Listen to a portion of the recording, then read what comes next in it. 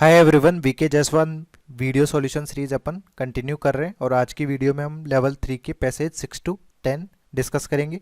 Before starting passage 6 one announcement है कि आपको यदि कोई भी बुक परचेज करनी है from online like Amazon, then you can use some affiliate links which were provided in description box. If you buy anything from Amazon through those links, then I will get some commission from those purchases, but you did not pay any other extra amount for that purchase.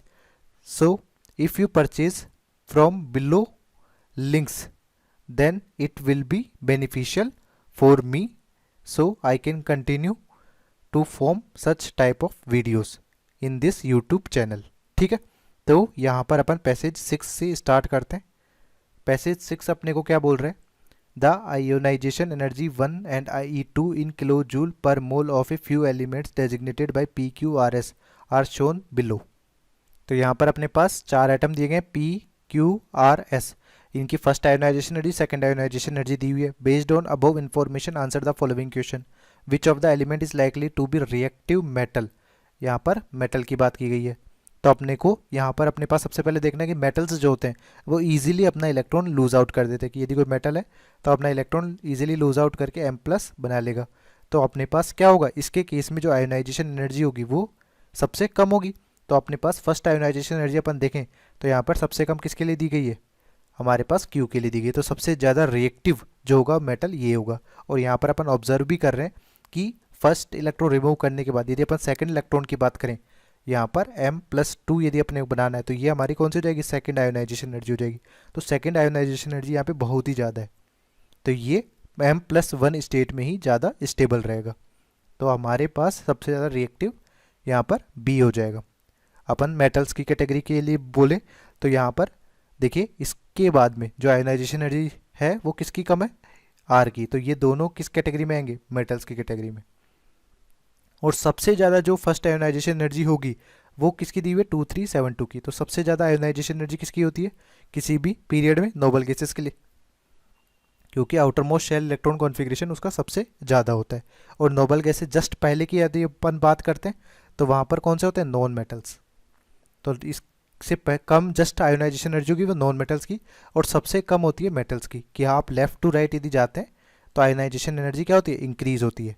तो सबसे पहले हमारे पास metals आते हैं, then non metals आते हैं periodic table में, और सबसे लास्ट में नोबल गैस आते हैं इन ए पीरियड। ठीक है, तो अपने पास क्वेश्चंस में क्या क्या पूछा गया है, रिएक्टिव मेटल कौन सा है, तो यहाँ पर Q हो जाएगा, क्योंकि इसके लिए सबसे कम आयोनाइजेशन एनर्जी अपने को रिक्वायर्ड है एक इलेक्ट्रॉन को रिमूव करने के लिए। फिर बोला गया रिएक्टिव नॉन मेटल कौन सा है, तो यहाँ पे नॉन मेटल कैटेगरी में केवल S है, तो यहाँ पर ऑप्शन डी करेक्ट आंसर हो जाएगा। फिर बोला गया विच represents noble gas, noble gas यानी फर्स्ट आयोनाइजेशन सबसे ज़्यादा होनी चाहिए, तो P हमारे पास ऑप्शन ए करेक्ट आंसर हो जाएगा। विच of the above elements forms a stable binary halide of the formula MX2। तो MX2 यदि अपने को बनाना है तो ये M+2 होना चाहिए, और X हेलोजन हमेशा -1 ऑक्सीडेशन स्टेट रखेगा, तब इससे क्या बनेगा, MX2 बन जाएगा। ठीक है, तो यहाँ पर मेटल पे कौन सी ऑक्सीडेशन स्टेट है, +2, तो ये मेटल होना चाहिए। तो मेटल की दो कैटेगरीज दी हुई है, फर्स्ट हमारे पास ये दिया हुआ है, तो यहाँ पर Q+1 स्टेट में रहेगा। और यहाँ पर जो दूसरा मेटल है इसमें आप देखें तो 900 एक इलेक्ट्रॉन रिमूव करने के लिए, और दूसरा इलेक्ट्रॉन रिमूव करने के लिए भी 1760 है, जो कि ज़्यादा डिफरेंस यहाँ पर नहीं है। तो R इजीली हमारे पास +2 स्टेट बना लेगा कंपेयर टू Q। तो इसलिए हमारे पास R जो होगा किसी भी हेलोजन के साथ में रिएक्ट करके क्या बना लेगा, RX2 इस तरह से बना लेगा। तो यहाँ पर R यानी ऑप्शन सी हमारा करेक्ट आंसर हो जाएगा। ठीक है, नेक्स्ट है पैसेज 7। इसे बोला गया some elements along with their electronic configurations are given below. तो अपने पास फर्स्ट है 1s2 2s2, ये किसका है, बेरिलियम का। यहाँ पर 10 इलेक्ट्रॉन नंबर हमारे पास जो दिए गए वो किसका है, नियोन का। यहाँ पर अपने पास देखें तो 10+2 ये किसका हो जाएगा, मैग्नीशियम का। अपने पास यहाँ पर देखें तो ये कितना हो जाएगा, नाइट्रोजन का। और यहाँ पर अपन देखें तो ये फ्लोरीन का हो जाएगा। अब अपने को पास यहाँ पर पूछना है element with highest ionization energy is. तो अपने पास ये क्या है, बेरिलियम और मैग्नीशियम, तो इस तरह से ग्रुप में। फिर beryllium carbon beryllium boron carbon nitrogen oxygen fluorine neon. एक पीरियड में सबसे ज़्यादा आयोनाइजेशन एनर्जी किसकी होती है, नियोन की। लेफ्ट टू राइट जाने पे हमारे पास आयोनाइजेशन एनर्जी क्या होगी, इंक्रीज ही होगी। ठीक है, तो अपने पास सबसे ज़्यादा जो आयोनाइजेशन एनर्जी है वो नियोन की है। नियोन अपने पास सेकेंड एलिमेंट है यहाँ पर, तो हमारे पास ऑप्शन सी करेक्ट आंसर हो जाएगा। ठीक है, फिर बोला गया most ionic compound will be formed between. तो आयनिक कंपाउंड बनाने के लिए क्या चाहिए कि एक तो कैटायनिक पार्ट बनाए और एक एनायनिक पार्ट बनाए। तो एनायनिक पार्ट कौन सा बनाएगा, जो ज़्यादा इलेक्ट्रोनेगेटिव होगा, और यहाँ पर लेस इलेक्ट्रोनेगेटिव वाले होंगे। ठीक है, यानी ये मोस्टली एस ब्लॉक वाले एलिमेंट्स होते हैं और यहाँ पर इलेक्ट्रोनेगेटिव वाले मोस्टली हेलोजन्स होते हैं। तो हेलोजन यहाँ पे हमारे पास कौन सा दिया है, फ्लोरीन दिया हुआ है। और एल्कली एस ब्लॉक वाले कौन कौन से दिए हुए हैं, बेरिलियम और मैग्नीशियम। अब अपन बेरिलियम फ्लोराइड बनाए यानी BeF2, जो कि अपने पास किससे बना है, Be2+ और F- से। इसी तरह से मैग्नीशियम 2+ और F- से बनाएंगे। तो अपने पास यहाँ पर साइज का यदि कंपैरिजन देखें तो साइज जो होती है बेरिलियम 2+ की वो कम होती है किससे, मैग्नीशियम 2+ से। यहाँ पर बेरिलियम 2+ की साइज कम होने की वजह से BeF2 मॉलिक्यूल में पोलराइजेशन ज़्यादा होगा, मोर पोलराइजेशन होगा। तो कोवलेंट करेक्टर क्या होंगे, ज़्यादा होंगे, मोर कोवलेंट करेक्टर। ठीक है, कंपेयर टू MgF2। तो आयनिक बॉन्ड कहाँ पे ज़्यादा अच्छा बनेगा, MgF2 में ज़्यादा बनेगा, मोर आयनिक नेचर। तो हमारे पास यहाँ पर MgF2 के लिए अपन देखें तो मैग्नीशियम हमारे पास थर्ड है एलिमेंट और फ्लोरीन हमारे पास फिफ्थ है। तो थर्ड और फिफ्थ का कॉम्बिनेशन यानी ऑप्शन डी करेक्ट आंसर हो जाएगा। फिर बोला गया विच of the following is the correct order of increasing size. इसमें साइज का ऑर्डर लिखे अपन, तो साइज का ऑर्डर हमारे पास हो जाएगा मैग्नीशियम टॉप टू बॉटम जाने पे साइज बढ़ती है, then beryllium, left to right जाने पे हमारे पास साइज रेडियस जो होती है वो डिक्रीज होती है। इसमें हमारे पास किसी भी पीरियड में सबसे ज़्यादा जो साइज होती है वो नोबल गैसेस की होती है, क्योंकि इनकी वान डेर वाल रेडियस अपन कैलकुलेट करते हैं। ठीक है, और बाकी की कोवलेंट रेडियस या आयनिक रेडियस अपन कंसिडर करते हैं। तो हमारे पास मैग्नीशियम की तो ज़्यादा हो जाएगी, देन हमारे पास नियोन सबसे ज़्यादा, फिर आप लेफ़्ट टू राइट जा रहे हैं तो हमारे पास बेरिलियम हो जाएगा। उसके बाद यहाँ पे क्या क्या दिया हुआ है, यहाँ पे नाइट्रोजन दिया हुआ है और फ्लोरीन दिया हुआ है। तो बेरिलियम के बाद में हमारे पास नाइट्रोजन देन फ्लोरीन, इस तरह से ये साइज का ऑर्डर हो जाएगा। अब अपने को यहाँ पर कम्बिनेशन देखना, देखिए ये अपन यहाँ पर ऑर्डर लिख लेते हैं। मैग्नीशियम का मतलब सिंपल सा क्या है, यहाँ पर थर्ड, देन हमारे पास नियोन की बात करें तो ये हो जाएगा सेकंड, बेरिलियम की बात करें तो ये फर्स्ट, नाइट्रोजन की बात करें तो ये फोर्थ, और फ्लोरीन की बात करें तो ये फिफ्थ। ठीक है, तो अपने पास थर्ड सबसे ज़्यादा होगा। तो थर्ड के बाद हमारे पास यहाँ पर क्या दिया हुआ है, सेकंड एलिमेंट के बारे में तो डिस्क्रिप्शन ही नहीं है, थर्ड, फर्स्ट, फोर्थ, फिफ्थ, तो ये वाला अपने पास करेक्टली मैच कर रहा है ऑर्डर, तो ऑप्शन डी करेक्ट आंसर हो जाएगा। नेक्स्ट है यहाँ पर इफेक्टिव न्यूक्लियर चार्ज निकालने की बात हो रही है। तो इफेक्टिव न्यूक्लियर चार्ज कैसे निकालेंगे, क्रोमियम एटम के पेरीफ्री पर। पेरीफ्री से एक सिंपल सा मीनिंग है कि कोई भी यदि एटम है तो यहाँ पर आउटर मोस्ट से एक इलेक्ट्रॉन यदि ऐड करेगा पेरीफ्री पर, तो उस इलेक्ट्रॉन के रेस्पेक्ट में इफेक्टिव न्यूक्लियर चार्ज इस पूरे एटम के इलेक्ट्रॉन्स की वजह से लगेगा। तो हमारे पास क्रोमियम 24 है, इसका इलेक्ट्रॉनिक कॉन्फ़िगरेशन अपन लिखें तो 1s2 2s2 2p6 3s2 3p6, हमारे पास यहाँ पर क्या हो जाएगा 3d5 4s1। ठीक है, तो अपन ने रेडियस के ऑर्डर में लिख दिया कि 1s2, यहाँ पे 2s2 2p6 3s2 3p6 3d5 और 4s1। तो जो भी इलेक्ट्रॉन आएगा वो अब यहाँ ऐड होगा, तो हमारे पास ये तो nth सेल हो जाएगा, ये n-1, यहाँ पर n-2 इस तरह से, और ये n-3। तो अपन सबसे पहले जेड इफेक्टिव यदि कैलकुलेट करते हैं तो हमारे पास होता है जेड माइनस सिग्मा। तो सिग्मा की वैल्यू अपन कैलकुलेट करें 4 सिग्मा, जो हो जाएगा वो कितना हो जाएगा, यहाँ पर nth टर्म के लिए 1 इंटू 0.35 प्लस ये कितना हो जाएगा 6 + 2 8 प्लस 5 13 इंटू 0.85 प्लस 1 हमारे पास इंटू 10 कर देंगे। तो इससे आप सिग्मा की वैल्यू कैलकुलेट करेंगे, उसे यहाँ पे पुट कर देंगे। तो जेड हमारे पास क्रोमियम का 24 एटॉमिक नंबर है, सिग्मा की वैल्यू यहाँ पे अपन ने लिख दी 0.35 into 13 into 0.85 into 10, sorry plus 1 into 10, जिसको आप कैलकुलेट करेंगे तो हमारे पास जेड इफेक्टिव यहाँ पे आ जाएगा 2.60। तो हमारा कौन सा ऑप्शन यहाँ पर करेक्ट आंसर होगा? ऑप्शन बी करेक्ट आंसर हो जाएगा। ठीक है, नेक्स्ट है second question, which of the following statement is correct. तो अपने को बोला गया if 4s orbital is filled earlier than a 3d orbital, तो जेड इफेक्टिव के बेसिस पे अपने को डिसाइड करना है। बट यहाँ पर सी और डी ऑप्शन देख लेते हैं। Effective nuclear charge for 3d and 4s orbital are same, तो ये बिल्कुल सेम नहीं होंगे। कि आप यहाँ पर देखो कि 3d के लिए आप कैलकुलेट करोगे तो इससे पहले वाले इलेक्ट्रॉन्स का स्क्रीनिंग कांस्टेंट सिग्मा कैलकुलेट करोगे, 4s के लिए कैलकुलेट करोगे तो इससे पहले वाले के लिए सिग्मा कैलकुलेट करोगे, तो दोनों के लिए सिग्मा की वैल्यू अलग अलग आएगी, तो ओवरऑल जेड इफेक्टिव की वैल्यू भी अलग अलग आएगी। तो अपने पास ये वाले जो स्टेटमेंट्स है ये तो इनकरेक्ट ऐसे ही हो गए।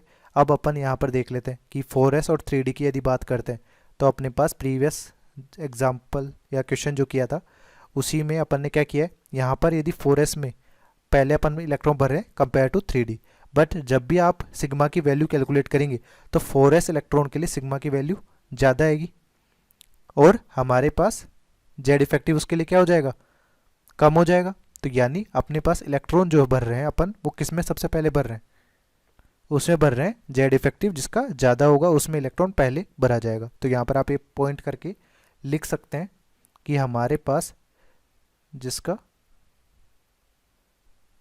जेड इफेक्टिव ज़्यादा होगा उसमें इलेक्ट्रॉन पहले भरेंगे, उसमें इलेक्ट्रॉन पहले फिल होगा। ठीक है, तो यहाँ पर अपने पास कौन सा ऑप्शन करेक्ट आंसर हो जाएगा। यहाँ पर आप देखिए 4s orbital is filled earlier than a 3d orbital because Z star of 4s is greater than Z star of 3d, तो ऑप्शन बी हमारा करेक्ट आंसर हो जाएगा।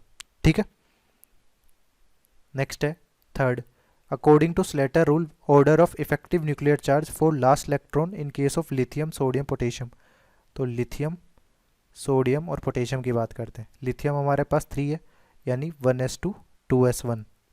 सोडियम की बात करें तो ये सारे के सारे 1s2 s ब्लॉक के ग्रुप 1 के एलिमेंट्स है, 1s2 2s2 2p6 3s1, ये 11 होता है। पोटेशियम 19 होता है, तो ये हो जाएगा 1s2 2s2 2p6 3s2 3p6 4s1। ठीक है, तो अपने पास जेड इफेक्टिव की वैल्यूज़ कैलकुलेट करनी है। तो यहाँ पर ये जो हो जाएगा ये nth सेल हो जाएगा और ये n-1। तो हमारे पास सिग्मा की वैल्यू कैलकुलेट करनी है सबके लिए, तो जेड इफेक्टिव हमारे पास हो जाएगा जेड माइनस सिग्मा। तो यहाँ पर सिग्मा अपन देख लें तो ये हो जाएगा 1 इंटू 0.35 प्लस 2 इंटू 0.85।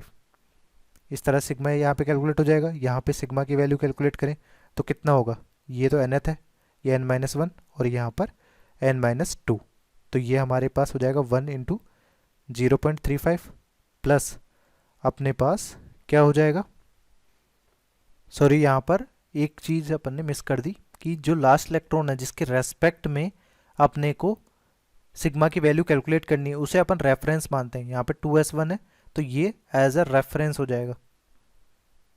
ठीक है, पर nth सेल ही होगा तो इसको माइनस करके रखेंगे।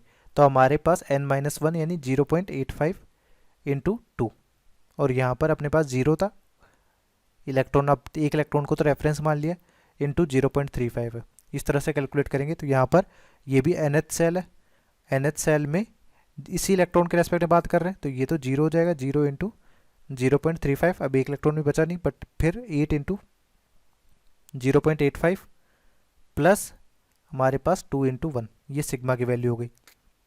सिमिलरली यहाँ पर करेंगे, यहाँ पर nth सेल ये होगा, फिर हमारे पास n-1 ये होगा और n-2 और n-3 ये हो जाएगा। तो सिग्मा की वैल्यू अपन कैलकुलेट कर सकते हैं यहाँ पे भी 0 इंटू 0.35 क्योंकि कोई इलेक्ट्रॉन बचा नहीं है वहाँ पे nth सेल में। फिर हमारे पास 8 इंटू 0.85, ठीक है, और फिर हमारे पास यहाँ पर कितने बचे 10, तो प्लस 10 इंटू 1। तो अपने पास इन दोनों केस में यहाँ पे जेड इफेक्टिव जेड हमारे पास कितना है 11 और यहाँ से सिग्मा की वैल्यू आप कैलकुलेट करके रखोगे तो ये वैल्यू आ जाएगी 2.2 और यहाँ पर आप सिमिलर करोगे जेड इफेक्टिव, तो जेड हमारे पास 19 है, और यहाँ से जो सिग्मा की वैल्यू आएगी उसको पुट करोगे तो यहाँ पर भी वैल्यू आ जाएगी 2.2। ठीक है, और यहाँ पर हमारे पास वैल्यू कितनी आ रही है, ये हमारे पास 1.70 आ रही है। ठीक है, तो इस बेसिस पे अपन यहाँ पर जेड इफेक्टिव का ऑर्डर लिख सकते हैं। जेड इफेक्टिव का ऑर्डर सोडियम और पोटेशियम का सेम है, बट लार्जर है किससे, लिथियम से। इसलिए हमारा कौन सा ऑप्शन करेक्ट आंसर होगा यहाँ पर, ऑप्शन डी करेक्ट आंसर हो जाएगा। ठीक है, नेक्स्ट है 9th क्वेश्चन। इसमें बोला गया the electronegativity of the following elements increases in the order. अब अपने पास यहाँ पर दिया हुआ है कार्बन सिलिकॉन एक ग्रुप के, नाइट्रोजन फास्फोरस एक ग्रुप के। तो लेफ्ट टू राइट यदि अपन जाते हैं तो इलेक्ट्रोनेगेटिविटी बढ़ती है, बट टॉप टू बॉटम अपन जाते हैं तो इलेक्ट्रोनेगेटिविटी डिक्रीज होती है। ठीक है, तो इस बेसिस पे नाइट्रोजन की, कार्बन की, देन फास्फोरस, देन सिलिकॉन, इस तरह से ऑर्डर होगा। इसको अपन थोड़ा एक्सपेरिमेंटली बेस भी देख सकते हैं कि हाइड्रोजन हो गया, इसके बाद हीलियम तो है ही, फिर lithium, beryllium, boron, carbon, nitrogen, oxygen, fluorine, यहाँ पर sodium, magnesium, aluminium, silicon, phosphorus, sulphur, chlorine. ठीक है, हाइड्रोजन की इलेक्ट्रोनेगेटिविटी 2.1 है, लिथियम की 1.0 होती है, इसमें 0.5 ऐड करते चलिए, तो 1.5, 2.0, 2.5, 3.0, 3.5, 4.0। सोडियम के हमारे पास 0.9 होती है, इसमें 0.3 ऐड करते चलिए, तो यहाँ पर 1.2, 1.5, 1.8, यहाँ पर 0.4 ऐड करेंगे, 2.1, यहाँ पे 2.5 और यहाँ पे 3.0। तो यहाँ से आप ऑब्जर्व भी कर रहे हैं कि जो अबव ऑर्डर लिखा है अपन ने, नाइट्रोजन की 3.0 है, देन 2.5, सिलिकॉन की 1.8, फास्फोरस की 2.1। तो ये हमारा करेक्ट इलेक्ट्रोनेगेटिविटी का ऑर्डर हो जाएगा।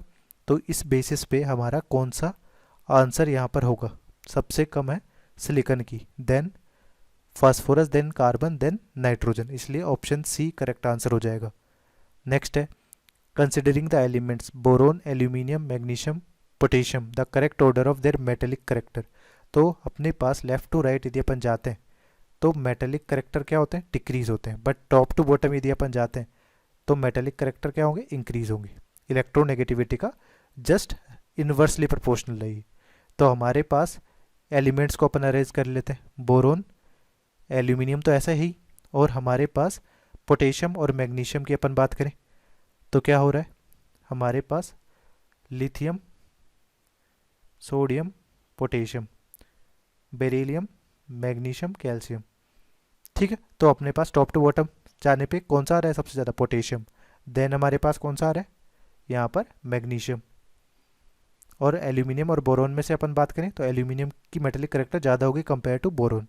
तो हमारा जो मेटेलिक करेक्टर का ऑर्डर हो जाएगा वो हो जाएगा इस तरह से, और ये ऑर्डर अपने को कौन से ऑप्शन में दिया हुआ है ये देख लेते हैं, potassium, magnesium, aluminium, boron, option D हमारा करेक्ट आंसर हो जाएगा। ठीक है, नेक्स्ट है यहाँ पर 3rd क्वेश्चन। इसमें क्या बोला गया है कि 3n0/2 atoms of X gas are converted into x plus gas by energy E1, कि हमारे पास x गैस है उससे किस में कन्वर्ट हो रहा है, x प्लस गैस में। ठीक है, इसमें जो एनर्जी अपने पास रिलीज हो रही है कि एक इलेक्ट्रॉन आप रिमूव कर रहे हो, तो हमारे पास E1 हो रही है। ये किसके लिए, 3n0/2 के लिए। तो इसको आप यूनिटरी मेथड से लिख सकते हो कि 3n0/2 एक्स गैस के लिए, एक्स गैस रिलीज्ड एनर्जी जो हो जाएगी वो कितनी हो जाएगी, E1। तो 1 एक्स गैस मॉलिक्यूल के लिए कितना हो जाएगा यहाँ पर, 2/3n0 E1, ये एनर्जी हो जाएगा। तो अपने को यही पूछा गया था, आयोनाइजेशन पोटेंशियल और इलेक्ट्रॉन एफिनिटी। तो आयोनाइजेशन एनर्जी हमारे पास हो जाएगी कि एक गैस यस एटम में से इलेक्ट्रॉन रिमूव करने के लिए जो रिक्वायर्ड एनर्जी है दैट इज़ आयोनाइजेशन एनर्जी। इसी तरह से इलेक्ट्रॉन एफिनिटी के बारे में बात कर लेंगे, तो हमारे पास 2n0/3, हमारे पास एक्स गैस को एक्स माइनस गैस में कन्वर्ट कर रहे हैं, तो एनर्जी जो रिलीज होगी E2 है। तो ये 2n0/3 एक्स गैस एटम के लिए है, तो हमारे पास 1 एक्स के लिए क्या हो जाएगा, 3/2n0 E2 सॉरी। तो यहाँ पर ये दोनों एक्सप्रेशंस अपने को आयोनाइजेशन एनर्जी और इलेक्ट्रॉन एफिनिटी के लिए मिल चुके हैं। तो अपने पास कौन सा ऑप्शन इससे मैच कर रहा है देख लेते हैं। 2E1/3N0 3E2/2N0। ठीक है, तो ऑप्शन बी हमारा करेक्ट आंसर हो जाएगा। नेक्स्ट है 10th क्वेश्चन। इसमें बोला गया the value of 4 quantum numbers for the last electron of atom of element X are n=7 और l=1। l=1 हमारे पास p सब शेल है, तो ये हमारे पास 7p हो जाएगा। ठीक है, इसमें बोला गया है and value off spin magnetic moment, spin magnetic moment mu जो होता है वो √n × n+2 है, इक्वल टू है 0। इसका मतलब नंबर ऑफ अनपेयर्ड इलेक्ट्रॉन 0 होंगे। तो हमारे पास पी ब्लॉक में नंबर ऑफ अनपेयर्ड इलेक्ट्रॉन किस में 0 होते हैं? हमारे पास नोबल गैसेस में, 4 नोबल गैसेस। इसका सिंपल सा मीनिंग है कि 7p में जो इलेक्ट्रॉन ऐड हो रहा है वो 7p6 लास्ट इलेक्ट्रॉन हमारे पास हो जाएगा। ठीक है, तो इसमें अपन देख रहे हैं कि 7th पीरियड का ये नोबल गैस है। तो इसका एटॉमिक नंबर अपने को फाइंड आउट करना हो तो helium, neon, argon, krypton, xenon, radon. अब ये फर्स्ट से स्टार्ट कीजिए, first, second, third, fourth, fifth, sixth और इसके बाद में आएगा ये हो गया 7th पीरियड का नोबल गैस। अब एटॉमिक नंबर देखें तो 2 + 10, यहाँ पर +8 किया आपने, इसी के साथ यहाँ पर भी +8 किया, इसमें आपने +18 किया तो 36 हो जाएगा। ठीक है, और हमारे पास यहाँ पर 54 हो जाएगा, इसमें +86 +32, तो ये हमारे पास 118 हो जाएगा, अनन ऑक्टियम। ठीक है, तो 7th पीरियड के जो नोबल गैस है उसका एटॉमिक नंबर जेड तो हमारे पास आ गया 118। तो अपने पास कौन कौन से क्वेश्चन है वो देख लेते हैं एक बार। अपने पास बोला गया incorrect statement regarding element X is, element X belongs to 18th group. सही बात है, नोबल गैस जो होते हैं वो हमारे पास 18th ग्रुप के ही होते हैं, तो ये स्टेटमेंट तो ट्रू है। फिर नंबर ऑफ अनपेयर्ड इलेक्ट्रॉन 0 है, तो स्पिन मैग्नेटिक मोमेंट 0 दिया हुआ है, तो ये भी ट्रू स्टेटमेंट हो जाएगा। Atomic number of element x 118, ये भी ट्रू है, बट ये रिप्रेजेंटेटिव एलिमेंट नहीं है। Representative element S and P block elements होते हैं, बट एक्सक्लूड कर लेते हैं उसमें से किसी को, नोबल गैसेस को, excluding noble gases. Noble gases representative elements में कंसिडर नहीं होती है, तो ये फॉल्स हो जाएगा। तो ऑप्शन डी यहाँ पे अपना करेक्ट आंसर है। नेक्स्ट है 2 the value of A and B respectively are, ये हमारे पास दिया हुआ है। तो जेड की वैल्यू अपने पास देखिए 118 थी, तो आप एक्सप्रेशन में b - 2z = 18 यदि अपन रखते हैं तो हमारे पास क्या हो जाएगा, b - 2 × 118 = 18। ठीक है, तो इससे b की वैल्यू हमारे पास आ गई कितनी, 254। और अपने पास इसी से आप b - a = 18, तो हमारे पास 254 - a 18, तो a हमारे पास है 254 - 18, यानी ये हो जाएगा 236। तो 254 और 236 ए और बी की वैल्यू बता रहे हैं अपन, तो 236 254 हमारा कौन सा ऑप्शन हो जाएगा, सी करेक्ट आंसर है। ठीक है, नेक्स्ट है third the possible value of all 4 quantum numbers for 90th electron of atom of element X is. तो एलिमेंट एक्स तो हमारे पास 118 एटॉमिक नंबर का है, उसका 90th इलेक्ट्रॉन कहाँ पर जाएगा, तो हमारे पास एफ ब्लॉक जो एलिमेंट्स होते हैं उनकी जो सीरीजेज होते हैं वो किस एटॉमिक नंबर से होती है। फर्स्ट हमारी 4f सीरीज जो होगी वो 58 to 71 होती है, और नेक्स्ट 5f सीरीज जो होगी वो 90 to 103 होती है, यानी हमारा 90th इलेक्ट्रॉन किस में जाएगा, एफ सब सेल में जाएगा। तो एफ सब सेल के लिए अपन यदि बात करें, एफ सब सेल के लिए हमारे पास जो एल की वैल्यू होगी वो कितनी होगी, 0 1 2 3। 0 हमारे पास एस होता है, यहाँ पर P, यहाँ पे D, यहाँ पर F। तो F सब सेल के लिए L की वैल्यू हो गई हमारे पास 3। तो ये एजीमुथल क्वांटम नंबर 3 किसके लिए दिया हुआ है, केवल ऑप्शन डी के लिए दिया हुआ है, इसलिए ऑप्शन डी हमारा करेक्ट आंसर हो जाएगा। ठीक है,